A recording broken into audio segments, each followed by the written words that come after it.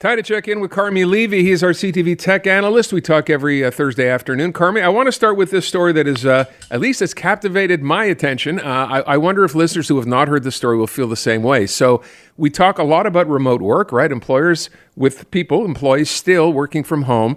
And then I read a story this week that Wells Fargo, big financial company, U.S. banks, etc., ends up firing some of their remote workers. Why? Because it turns out they discovered that even though they pretended they were working at home, they really weren't, and this all came to light through software. So can you fill in the blanks here? Because I find this fascinating. Yeah, so when you work remotely, a lot of companies, and read your employment contract carefully because they do reserve the right in many cases to monitor your activity, essentially be like an electronic nanny, a snitch, to watch what you're doing on your computer and make sure that for the hours that you're signed in, you're actually doing productive work. And that's the case here with Wells Fargo. They were tracking employee activity as they worked, and they determined that the employees were using both software and hardware to simulate like they were getting work done, but they actually weren't. So, for example, devices that would periodically type on the keyboard, they weren't actually typing anything real, but just to show activity, to kind of keep the device alive. Same thing with the mouse. There are these, they call them mouse jigglers. It'll move your mouse every once in a while just to show that you're still there. Or in some cases, software will pretend to make it look like the keyboard and the mouse are actually being used, which I suppose it might work for a little while, but eventually you have to write something. You have to produce something. Wait, are you telling me the software can't figure that part out to make it actually look like you're writing something?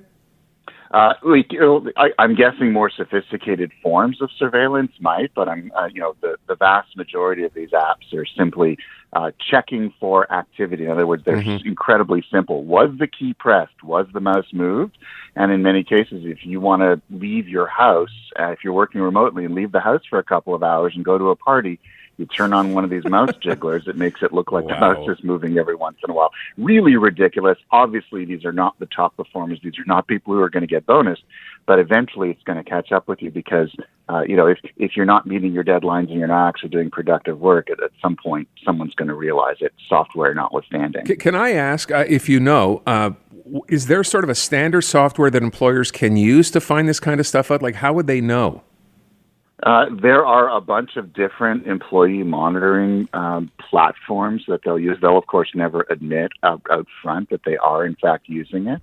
There are scripts, for example, that can be used to track activity and make sure that computers that are, you log in at this time, you log off at that time. Basically, it takes advantage of the fact that everything you do on your computer, even if you're not connected to the office, is trackable. There are logs. If you use a Windows computer or a Mac computer, in the background, every time you do something, that activity is tracked in a log. So really all they need to do is have an app that checks those logs. Did they sign in? Did they sign out? Did they save the file? Did they send the email? It's all there. Wow. It doesn't actually rate the work. It doesn't rate whether it's good or not. It just rates that, yep, activity happened, check, and let's move on. Okay, you've been warned. Next up, let's talk about this. I saw this week. So this is in the U.S. Their Surgeon General basically coming out and saying, just like cigarettes, he's recommending that social media companies actually include warning labels on some of their programs. So this is a huge step forward. The question is, how long till it's implemented, if it's even implemented? Yeah, I mean, right now it's just at the proposal stages. His name is Dr. Vivek Murthy. He's obviously a pretty influential guy, Surgeon General of the U.S., and he wrote an op-ed piece in the New York Times earlier this week where he said, we should look to the experience that we had with warning labels on cigarette boxes, where you've got a consumer product that is known, based on research, to be harmful to certain members of society. So cigarettes obviously cause all sorts of diseases, including lung cancer, and social media causes issues around addiction, mental health impacts, particularly among younger users. So the Surgeon General is saying, let's take the same approach for social media that we have with other consumer products that are potentially harmful, and make sure that people know what it is that they're getting into before they start using it. He didn't propose or didn't provide any details on what that would look like, but presumably it would involve warnings in the App Store, pop-ups while you're using it, updates to the terms of use. Basically put it right in front of your face so you can decide whether you want to use it or not. like cigarette warning labels. Nobody's under the impression that, we're going to sign into a social media app and we're going to see one of these pop-ups and it's going to stop us dead in our tracks and we're never going to use social media again. But if you look at the experience with package warnings, it took a couple of generations, but it's pretty clear where the trend lines are headed. Society is moving away from cigarettes, and it's hard to deny that these warning labels didn't have at least some role to play. They were one of the tools that were used. Maybe the same thing can happen with social media because, society is hurting because of this. Technology platforms are getting away with it. No one's being held accountable, and many people are using these technologies not really understanding the implications of doing so. So again, I wonder in terms of compliance, it's all well and good to write an op-ed and suggest this is where it should be going. And I think a lot of people probably might agree with them. But you wonder, does this actually, do you think these companies, and I know they're sort of in a position where they have to sit and nod and go, yes, of course, we're going to do this. You actually think this will happen? I think this starts the ball rolling, and I think we'll certainly see more discussion at it. What's interesting in the U.S., at least, is that if you want to have warning labels for consumer products, it requires an act of Congress. They have to pass a law. So really what this letter that the Surgeon General wrote is all about is basically telling lawmakers in the U.S., we have to start the process now. Start thinking about what a law like this would look like. How do we write it up? What's the timeline? Who's involved? Who has to be held accountable?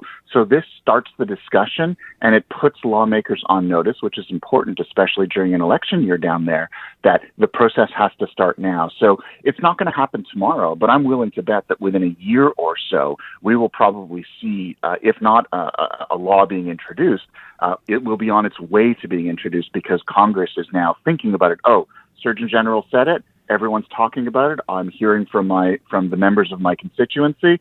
I better start drafting something, better start working with my colleagues. And I think this is a really good first place to start. All right, let me go from that. Speaking of social media, Pew study says news on social media is a fractured mess, which kind of ties into what we were talking about. What was this about? It really is. So Pew Research, of course, provides regular doses of internet-based research, very well-respected organization. They partnered with the Knight Foundation to really look at sort of, are we getting our news from social media platforms? And the truth is that most of us are not. I mean, many of us are, but we're not getting it to the same degree. In other words, we used to get news on, from a legitimate platform that hired journalists, paid them to do the primary kind of research that you see in good journalism, whereas in social media, it's anyone can post any link or any opinion and it counts as news. So essentially what they're saying is thanks to the pervasive influence of social media, thanks to the fact that Meta no longer even carries news on Canadian on its Canadian feeds, means that it's a fractured mess.